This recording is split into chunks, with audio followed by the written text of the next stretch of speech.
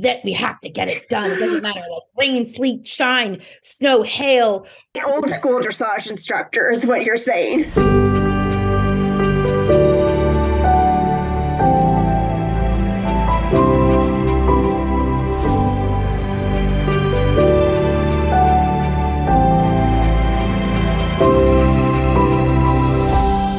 So when you're looking at the body graph, there's 4 arrows. The upper left, that's all about active and passive brain. Coincidentally, there's several things that each arrow represents. I'm not going to get into every single thing. I'm just going to cover a couple of the pieces today. So the other thing that arrow represents is consistency. So if the arrow is pointing left, it means that that person or horse thrives with consistency in their life and is able to do things consistently. That's their jam.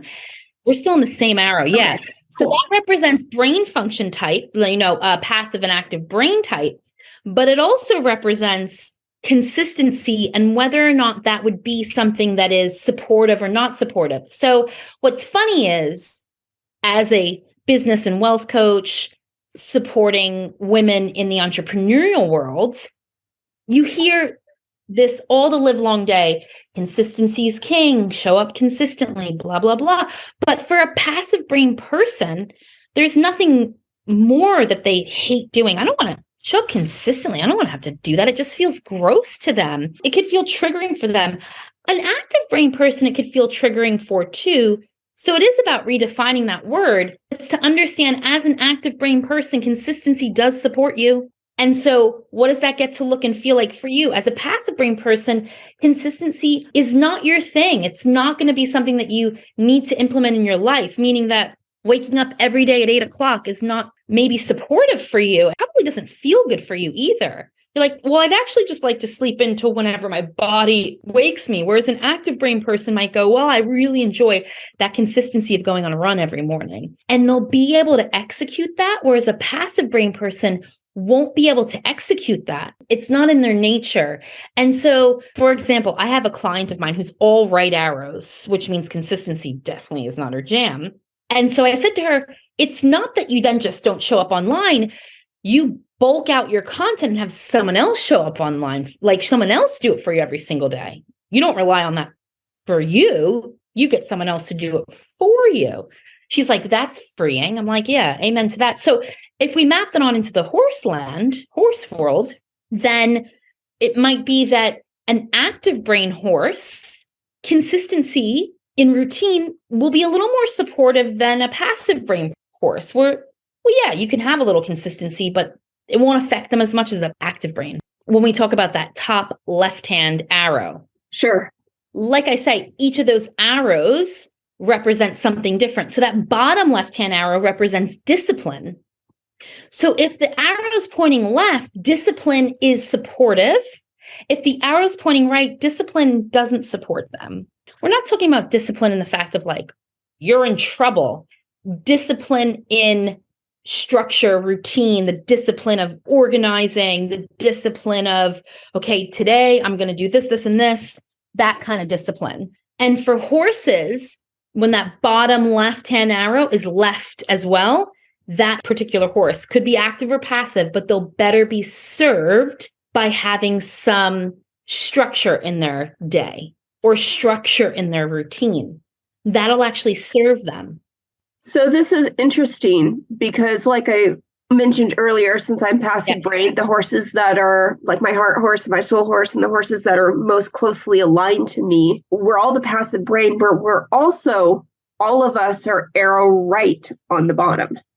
Interesting. Except for, of course, the projector horse, who was active brain and then right arrow. So every single horse has been right arrowed on the bottom for me. And I'm right arrowed on the bottom too. Fascinating.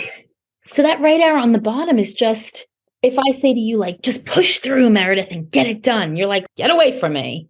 It's the same with your horses then. You can't, let's get it done. Let's just go for it. Let's structure this out. Let's map this out. It's just not going to happen. And I think that's where the push to always get things right, like the push to always get the pee off right, the projector horse, where he would become fried and frazzled in training. Yeah. He's active brain, but then the more you push it to get it right, the more he would fall apart.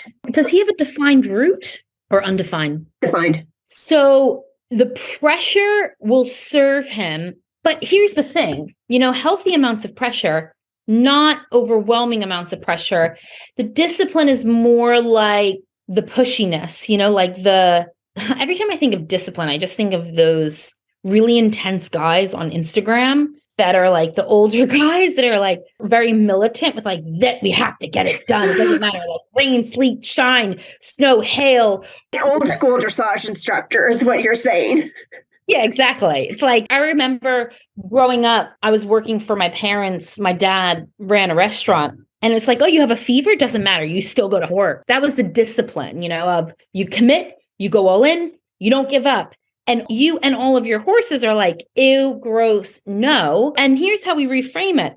We're devoted to the vision. We're devoted to the outcome, but it doesn't look like sacrifice or compromise or sticking through no matter what. It looks like tuning into what feels good today. That's the difference, whereas someone like me who does have a left arrow there, it might actually feel better to commit to something and stick it out. And there's neither right nor wrong with either side. It's just that we live in a more left-sided society.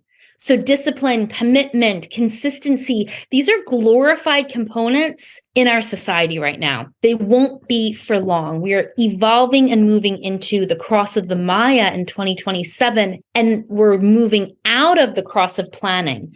The cross of planning that we're currently in, the current paradigm that we live in, is a very left-sided. The societal standards are, this is the education system. This is the health system. These are the systems. This is what works. This is what you do. Don't ask questions. Seek the answer outside of you. You can see it collapsing.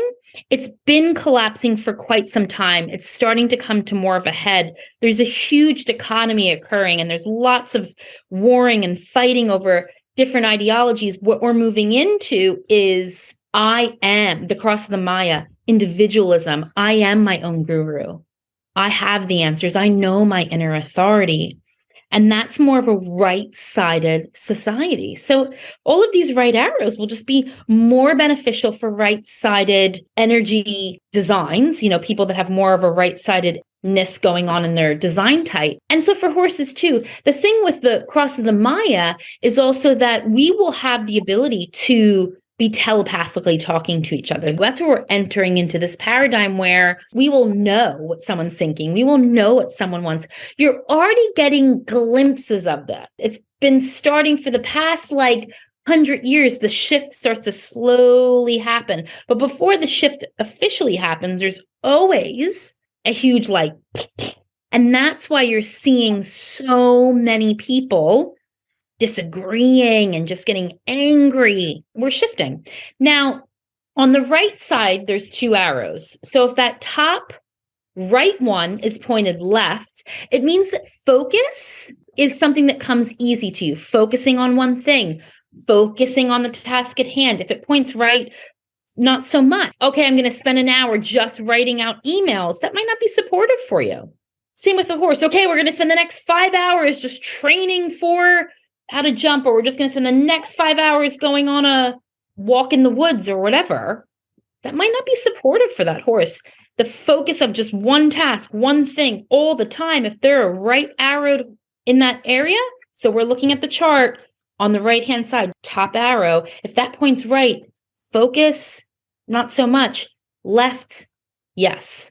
And that's interesting because the horse that we've been talking about with the active brain has the left focus arrow, and the rest of us are right focus arrows.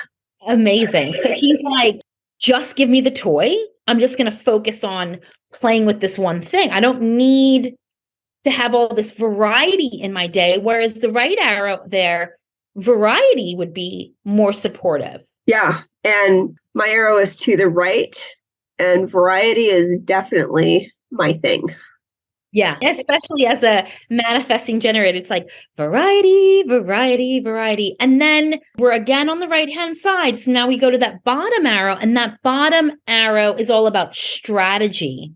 So if it points left, strategy is supportive, coming up with a game plan, knowing next steps. How would this map onto a horse? It would be saying, and then next we're going to do this, letting them know, creating a game plan. This is also for humans as well. My children have a left arrow there. This is what's next. We're going to go to the park. Then we're going to go home. Then we're going to strategy, game plan, mapping it out. Interesting for me because all of the horses I have with the strong bullfighting line, their arrows on the bottom right all go right. Which is fascinating because if it goes right, then strategy, not so much. Flow. And it could be today we work hard and tomorrow we do nothing. You just flow with the energy and how you're feeling that day. There's not like a game plan. They're not supported by, okay, here's the game plan for the today. It's like, okay, I'm here. Let's check in with where everyone's at. And then we'll kind of go with that. We'll just kind of flow with it. But the horse that we've been talking about, active brain projector horse, arrow on the left. So that horse in the body graph has 3 left arrows, upper left and the entire right side. And for me, for the strategy, my bottom right arrow is to the left. Wow. So you're supported by a game plan and strategy too, which makes sense. For all of my managenness, I need that strategy to balance it out. Like, okay, these are the 2 things I'm focusing on. This is where I'm going to put all my attention and, my TLC into. This is the game plan. Now, focus isn't really your jam. So it's like, okay, today I'm going to devote my time and energy to these 3 things so that this vision is tended to. Okay, tomorrow these 3 things I'm devoted to. And so I find with like the words, it's just about redefining the way you see the word, using new language, using different language instead of focus. It's like, Meredith, what's the vision this month? What am I focusing on? No. What are you bringing to life? That alone like frees up these right arrow people. Oh, thank God. What am I committed to? No, what are you flowing with today? So my all right arrow client, what helps her, because I'm all left arrow, I'm OCD, I'm spreadsheets, I'm like writing lists. I say to her, hey, good morning. Let me know what your flow is today. She's like, hey, this is my flow today. My flow is I'm devoted to executing or completing these 3 things at some point today. Amazing. Let me know how the flow goes. So it's not from 8 to 9. She has to do it. It's at some point in that day, she's devoted to bringing to life these 3 pieces of her business or her life, etc. Having an all left arrow mentor, coach, guide is so helpful because they can do the consistency. They can map on the strategy. They can help with the focus, and you can go be your right arrowed self. It doesn't mean that, oh, I'm not a good entrepreneur or business person, etc. And I'd say the same is similar with the horses. It's not like, oh, the horse is now doomed because they have all left or all right. Everything's perfect. It's just supporting you and understanding how to support them the best. So can we talk about the 2 mixes where focus is to the right? So that's a no on the focus. Yep. But strategy is to the left. So that's a yes. Can we talk about that combination versus its inverse? Yeah, sure. So no on the focus, yes on the strategy. Yeah. Yeah. So my generator horse and myself have the right arrow focus, yes, strategy. Yeah. So what's great is that you come up with a game plan that serves you. And that game plan could look like, let's say we're talking about Meredith, right? We say Mondays are for self-care. Tuesdays are for business planning.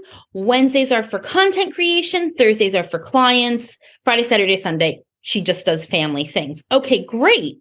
That's a game plan for Meredith that will give her a sense of, okay, There's a container that all my juicy, free-flowing right houredness can kind of feel safe and held by.